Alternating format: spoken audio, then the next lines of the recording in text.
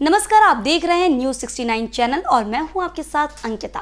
चलिए रुक करते हैं खबरों की ओर। मध्य प्रदेश चुनाव से पहले सरकार के सामने अपनी मांगों को लेकर राजधानी में हर दूसरे दिन धरना प्रदर्शन नजर आ ही जाता है। अब प्रदेश की तकनीकी शिक्षा अंतर्गत आने वाले इंजीनियरिंग और महाविद्यालय के शिक्षक अपनी मांगों को लेकर यादगार शाहजहानी पार्क में धरने पर बैठ गए हैं। ये सभी लोग मध्य प्रदेश तकनीकी शिक्षा विभाग के भर्ती नियम 2004 को समाप्त कर शिक्षकों को शासकीय संवर्ग में संविलियन करवाना चाहते हैं। इसको लेकर प्रदेश के अलग अलग जगह से शिक्षक भोपाल में जमा हुए हैं। तकनीक शिक्षक संघ के अध्यक्ष उदय चौरसिया ने बताया कि तकनीकी शिक्षा मंत्री यशोधरा राजे सिंधिया के आदेश के बाद भी हमारी ये कार्रवाई वित्त विभाग में लंबित है और ताज्जुब इस बात का है, मुख्यमंत्री एवं शिक्षा मंत्री की मंशा के बाद भी प्रकरण कैबिनेट में पेश नहीं हुआ। सोसाइटी सिस्टम को हटाकर शासकीय किया जाए, एक विभाग एक नियम हो, वरना हम लंबे समय तक हड़ताल करेंगे। उन्होंने कहा कि शासकीय संवर्ग में संविलियन करने से शासन पर कोई भी वित्तीय भार नहीं आएगा।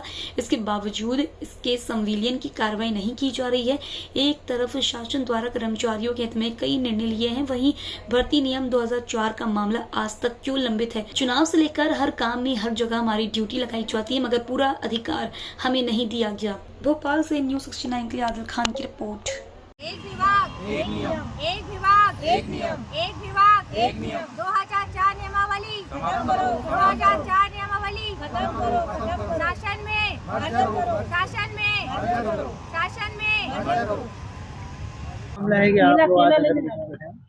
प्रदेश के समस्त इंजीनियरिंग कॉलेज, पॉलिटेक्निक महाविद्यालय, राजीव गांधी प्रौद्योगिकी विश्वविद्यालय, तकनीकी शिक्षा में 2004 में एक नियमावली बनी, जिसके अंतर्गत इसको 2004 नियमावली बोला गया। और ये 2004 नियमावली को सोसाइटी के पद दे दिए गए। मतलब आप यदि बोलें कि भोपाल की बात करें तो हमारे पास 2 पॉलिटेक्निक है भोपाल में, एक एसबी पॉलिटेक्निक है और एक महिला पॉलिटेक्निक। तो ये पद जो भी थे, ये सोसाइटियों को, एक एसबी पॉलिटेक्निक को सोसाइटी बना दी गई और एक महिला पॉलिटेक्निक, और वो पद उनको दे दिए गए। अच्छा, सबसे ये सोसाइटी 2004 के बाद जैसी बनी, आज 19 साल हुए।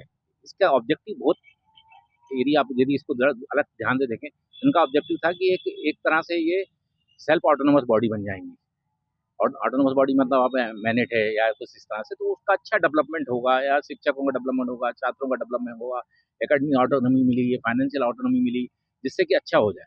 लेकिन इसका परिणाम ये हुआ, सोच तो अच्छी थी, लेकिन परिणाम ये हुआ कि जो वहाँ के प्रचार हुए या एडमिनिस्ट्रेटिव जो हुए, वो वहाँ के हेड बन गए और उन्होंने इन शिक्षकों को दबाना शुरू कर दिया। मतलब इनके कार्य नहीं हो रहे, दबाना मतलब इन द सेंस इनके काम नहीं हो रहे, इनके प्रमोशन टाइम पे नहीं हो रहे हैं, इनको छुट्टी लीव नहीं, पढ़ने हायर स्टडी के लिए लीव नहीं दी जा रही, और भी कई तरह की समस्या है। जैसे कि सैलरी भी पोषानुदान से मिलती है, तो वो सैलरी भी इनको 2 महीने में या 3 महीने साल भर में मिलती नहीं है, वो पोषानुदान का बजट खत्म हो जाता है। तो काफ़ी समस्याएं उत्पन्न हुई। तो इस नियमावली का जो इम्पैक्ट पड़ा, वो कहीं ना कहीं शिक्षकों के उस पर पड़ा, कार्यशैली पे पड़ा, उनके टाइम पे यदि कुछ नहीं हो पा रहा है। तो इससे क्या हुआ, शिक्षा जो है पूरा टेक्निकल एजुकेशन यदि आप देखें आज धरातल पे है, क्योंकि इनकी तादाद यदि आप देखें, ये 800 लोग हैं। यदि हमारे पास 1695 लगभग 1695 पद हैं, उसमें से 800 शिक्षक 2004 नियमावली से इम्पेक्टेड हैं, और दूसरी तरफ वहाँ 150-200 लोग शासकीय वर्ग के हैं, इंजीनियरिंग पॉलिटेक्निक सब में। अब उसमें क्या हुआ कि उससे ये हुआ कि भाई वो 100-150 लोग जो हैं, वो भी लगभग आप मानेंगे 2028 में रिटायर हो जाएंगे। तो तकनीकी शिक्षा इन्हीं को देखना है।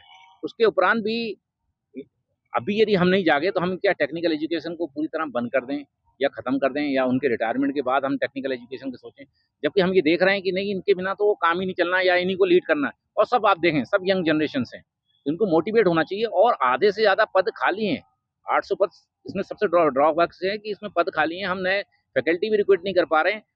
और इस नियमावली का इतना बड़ा इम्पैक्ट पड़ा, ना तो शासकीय वर्ग के लोगों का प्रमोशन हो पा रहा है, ना ही 2004 नियमावली शिक्षकों का प्रमोशन हो रहा है। एक बॉटलनेक की स्थिति, और इसका इम्पैक्ट किस पे पड़ रहा है, छात्रों पे पड़ रहा है। आप इसको देखें। आपकी मांग क्या है? हमारी एक सूत्री मांग है कि 2004 नियमावली को समाप्त करके इसको शासन में मर्जर किया जाए, और एक शासन के अंतर्गत एक ही नियम हो। इसके लिए शासन ने भी कार्य किया गया है, विभाग द्वारा, तकनीकी शिक्षा विभाग द्वारा भी, क्योंकि कैबिनेट अप्रूवल होता है, उसके पहले वो फाइनेंस डिपार्टमेंट जाती है, और जीएडी सेक्शन में जाता है, और लॉ डिपार्टमेंट जाता है।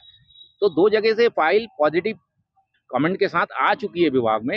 एक फाइनेंस डिपार्टमेंट रुकी है, यदि यह हो जाता है तो कैबिनेट में रखा जाना है, और क्योंकि कैबिनेट में नियम बना था तो कैबिनेट से ही वापस लिया जाएगा। तो ये कैबिनेट, क्योंकि एक दो ही कैबिनेट बची है, तो सब शिक्षकों को लग रहा है कि मालूम नहीं इस बार हो पाएगा कि नहीं हो पाएगा, मर्जर कैसे हो। इसलिए आज हम भोपाल में इकट्ठे होकर शासन का ध्यान लाना चाहते हैं। हाँ, माननीय मैडम से मिले। माननीय मैडम ने, मैं आपको अवगत कराना चाहता हूँ, माननीय मैडम ने भी 9 बार 9 शीट लिखी है शासन में मर्जर करने के लिए, और उन्होंने भी अपने स्तर पे बात किया है।